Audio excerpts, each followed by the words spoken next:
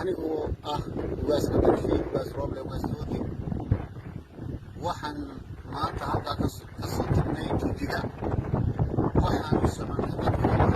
dadkaygii oo muddo badan aanan is arag kolkaan maraynay annagoo soconna ayaa isbaara noo dhigtay halkaana shacabkii soo dhaweynayay oo nabadgelyo aan ku soconnay ayaa waxaa la qabsaday ciidankii markaa rasaas iyo shacabkiiba hortayda lagu laayo aad iyo aad baan u xumaaday arrintaas waxa weeye waxaan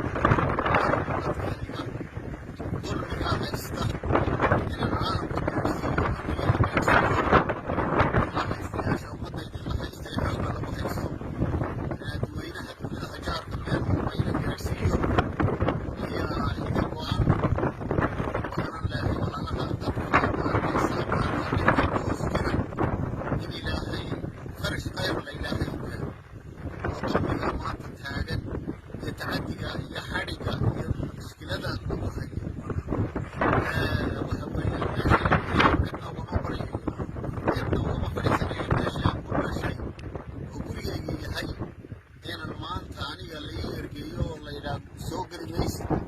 taasi aniga wax sanfacaya waxa weeye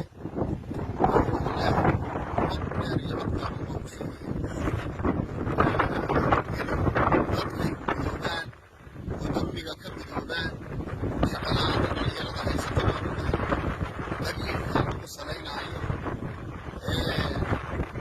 iskoolashibyada iyo dhibaatada maanta lagu hayo shacabkayga in loo ogolayna qabiil la eegayo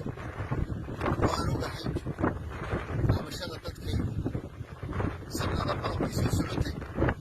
intii hore dowladihii hore soo maray xamed maxamed siiraayo dhowr jeer 2 jeer baan tegey oo dhulkaygaa si nabadgelyaha ugu tegey oo si fiican iisoo dhaweeyey waxaan anugu markaan ugaas dhaqameed baan ahay ugaas nabadgelyaha ahay ugaas anugu ciidan wata ma yahay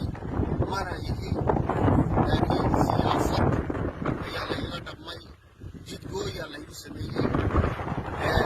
asana weligeyna sheegin baan maanta sheegayaa asan haysato muusa bixina uu ka mas-uul yahay waxaa maanta dhacaya isagaa ka mas-uula isagaa waxaasoo dhan ciidankaa noo soo diray jidgooyada isagaa noo sameeyey ilaahay wixii dhan u geystayna isaga ayaa ka mas-uula waana la xisaabtami doonaa taariikhduna way qori doontaa ilaahay yani intaas maaragtay dhaawacna ilaahay baan u baryay dhawaaqaadka ilaahay siiyo inta xabsiga ugu qorayana